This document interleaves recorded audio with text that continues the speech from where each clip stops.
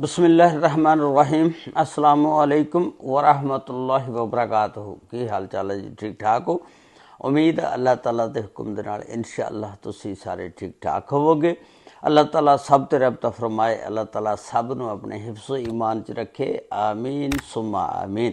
अज दे village दे विच मैं तुहाडे नाल एक इंतहाई जज्बाती वाक़या जिहड़ा सऊदी अरब मक्के दे विच पेश आया कि एक वालद 11 साल बाद अपनी बेटी नूं वेखदा और उहदे अंदर ऐसी मुहब्बत का जज्बा उभरदा कि उहदे पिछे दौड़दा, उहनूं मिलने की कोशिश करदा, लेकिन वो इहनूं मिल नहीं सकिया।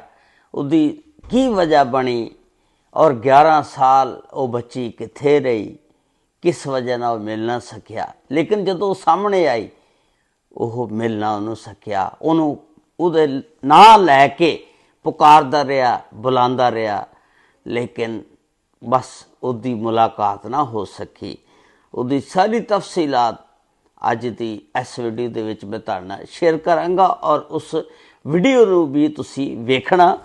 ਵੇਖ ਕੇ ਤੁਸੀਂ ਵੀ ਕਮੈਂਟਸ ਜ਼ਰੂਰ ਕਰਨਾ ਔਰ ਆਪਣੀ ਰਾਏ ਦਾ ਇਜ਼ਹਾਰ ਜ਼ਰੂਰ ਕਰਨਾ ਕਿ ਇਹਦੇ ਵਿੱਚ ਕਸੂਰ ਕਿਸ ਦਾ ਆ, कसूरवार कौन है। इस तफसीलात दसण तो पहला मैं तुहानूं वीडियो विखाना, वो तुसीं वीडियो वेखो।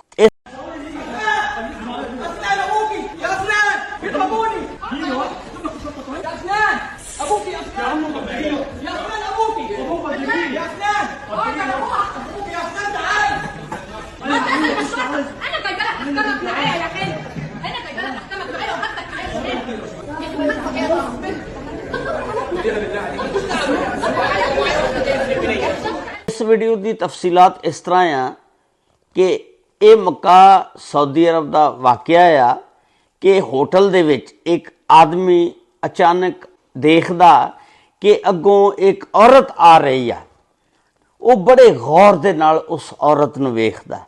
जिसले वेखदा उहनूं पता लग जांदा, पहचान लैंदा कि ये मेरी साबका बीवी आ। उस बीवी दे विचों एक लड़की सी और जदों ये दोनों मियाँ बीवी अलहदा होए सी, वो लड़की जड़ी सी अपनी माँ दे कोल चले गई सी। जिस वेले ये उस औरत नूं पहचान लैंदा और पिछे वो लड़की आंदी आ, उहनूं ये देखदा कि मेरे जिगर दा टुकड़ा आ रहा। ये फटाफट उहनूं आवाज़ां मारदा, वो अगे निकल जांदी आ, अफनान अफनान। तुसी दे लो अरबी जुबान दे विच कह रहा या अफनान या अफनान। जिस वेले ओहदे वाल नूं दौड़दा उहनूं मिलने वास्ते तो उहदी माँ जिहड़ी आ दरम्यान दे विच आ जांदी आ। आके उहनूं मिलने की कोशिश जदों करदा नहीं, उहनूं मिलन दिंदी और अपनी बेटी नूं इशारा करदी आ। और तुसी वेखो उस वीडियो दे विच ओह माँ जिहड़ी आ उस अपनी बच्ची नूं कह रही आ दौड़ जा जाके अपने रूम दे विच वड़ जा।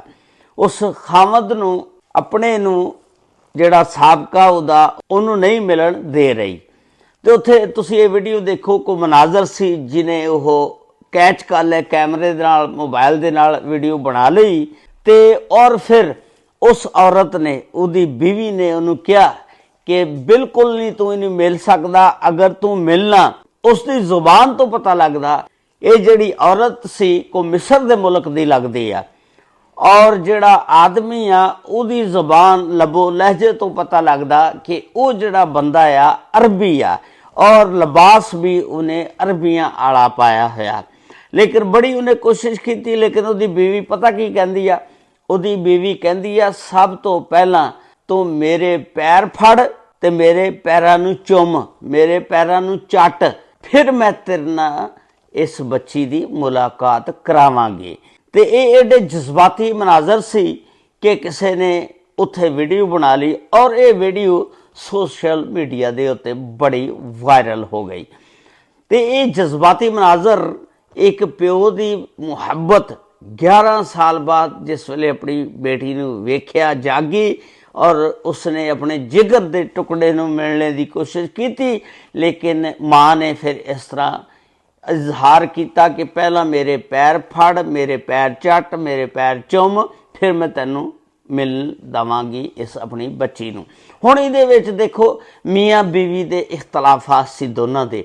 ਪਤਾ ਨਹੀਂ ਹੁਣ ਇਹ ਸ਼ੌਹਰ ਜਿਹੜਾ ਸੀ ਜ਼ਾਲਮ ਸੀ, ਉਹ ਬੀਵੀ ਨੇ ਖੁਦ ਤਲਾਕ ਇਹਦੇ ਕੋਲੋਂ ਲੈ ਲਈ, ਜਾਂ ਉਹ ਜਿਹੜੀ ਔਰਤ ਸੀ ਉਹਨੇ ਕਿਹਾ ਕਿ ਇਹਦੇ ਨਾਲ ਮੇਰਾ ਨਿਭਾ ਨਹੀਂ ਹੋ ਸਕਦਾ, ਇਹ ਔਰਤ ਗਲਤ ਆ, ਇਸ ਵਜ੍ਹਾ ਨਾਲ ਉਹਨੇ ਛੋੜਤਾ ਹੋਵੇ।